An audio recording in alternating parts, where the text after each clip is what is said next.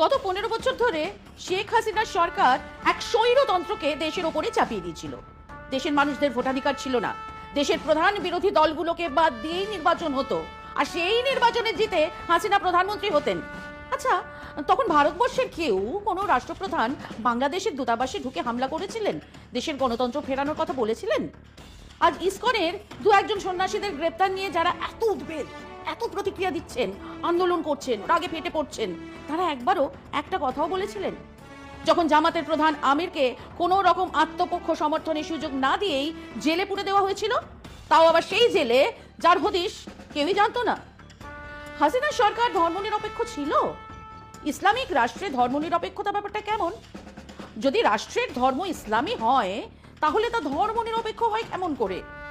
বর্তমান সরকার কেবল এই স্ববিরোধিতা দূর করার কথা বলেছে।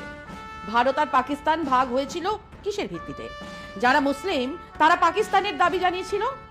পাক এ সার জমিন বানানোর জন্য পাকিস্তান, তা আবার বিভক্ত হয়েছে ধর্মনিরপেক্ষতার শর্তে নয়, দুটো ভাগ হয়েছে ভাষার ভিত্তিতে।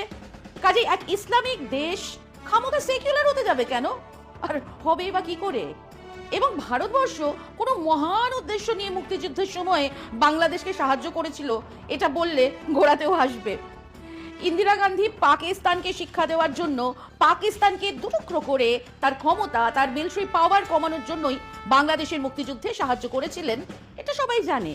আর সেই মুক্তিযুদ্ধের জন্য বাংলাদেশের 30 লক্ষ মানুষ প্রাণ দিয়েছিলেন, 3 লক্ষ নারী সম্ভ্রম হারিয়েছিলেন, রক্তের বিনিময়ে স্বাধীনতা কেড়ে নিয়েছিল বাংলাদেশ। এটাকে ভুলে ভারত স্বাধীন করিয়েছিল বাংলাদেশ বলার মধ্যে এক দাদাগিরি আছে, যা বাংলাদেশের মানুষ মেনে নেননি।